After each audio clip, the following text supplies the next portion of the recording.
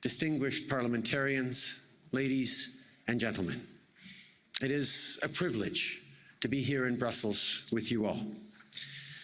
I first addressed the EU Parliament in Strasbourg in 2017. It was the first time a Canadian Prime Minister addressed your Parliament. Back then, this Parliament saw me as someone new on the world stage. We could see that something was lurking off on the horizon, something shadowy, something that was threatening. We didn't look close enough.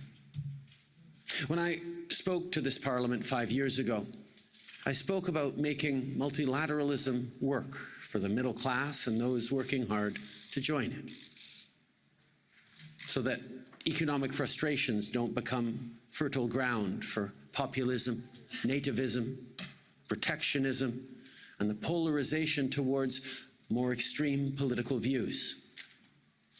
Well, today, we are staring these forces in the face as they threaten the peace, justice, truth, democracy, and stability of our world.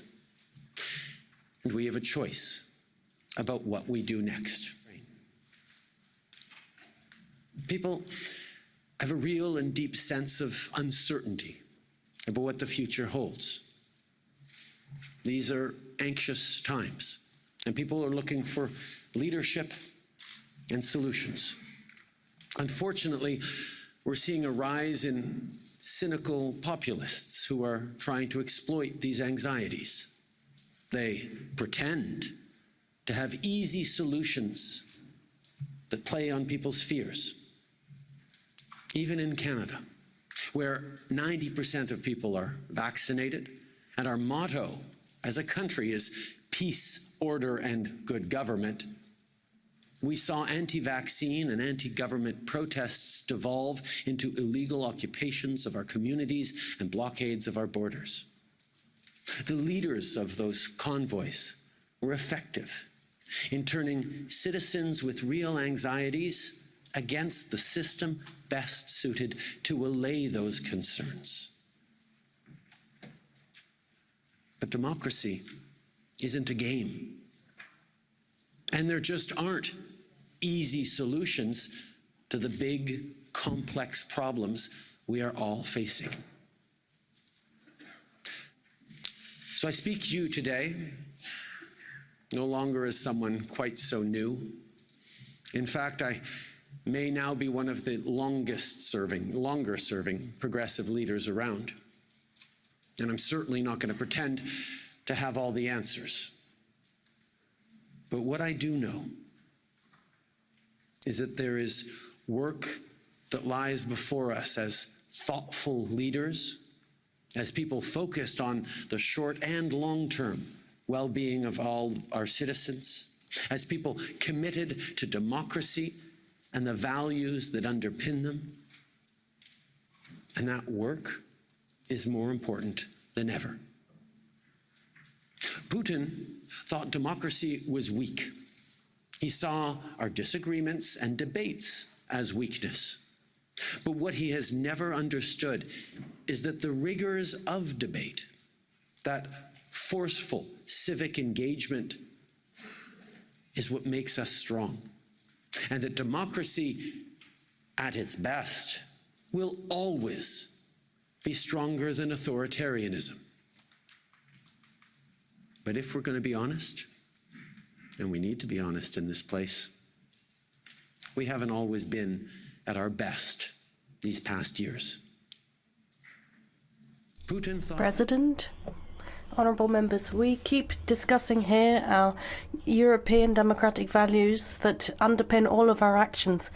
I worked in Syria and Pakistan for many years as a diplomat and therefore value democracy very highly.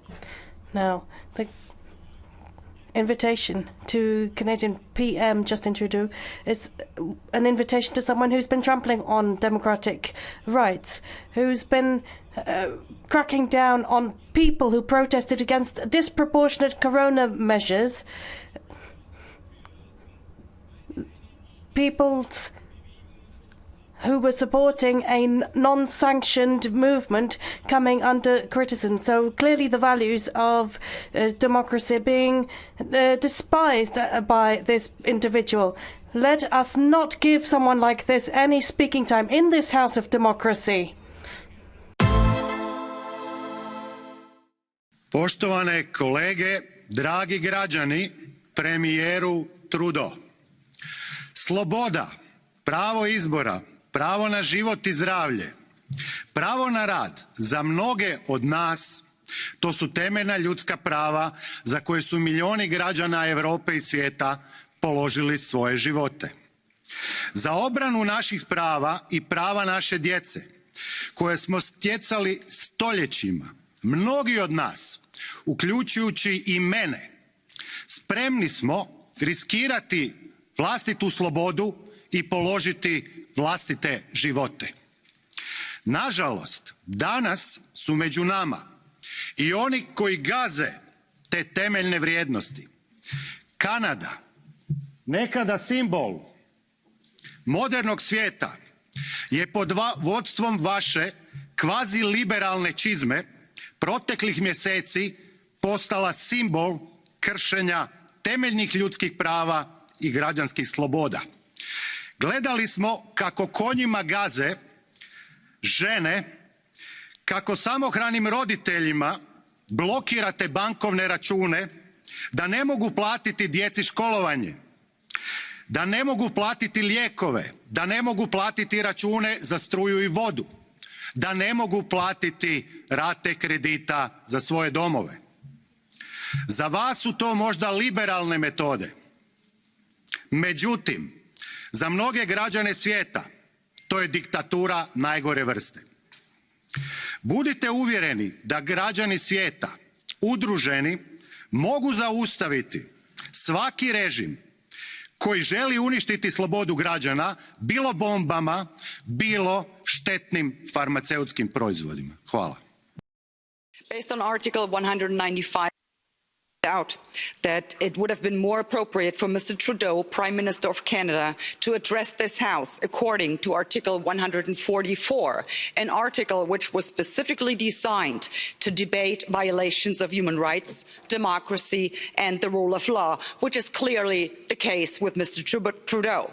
Then again, a Prime Minister who openly admires the Chinese basic dictatorship, who tramples on fundamental rights by persecuting and criminalizing his own citizens as terrorists just because they dared to stand up to his perverted concept of democracy, should not be allowed to speak in this House at all. Mr. Trudeau, you are a disgrace for any democracy. Please spare us your presence. Thank you.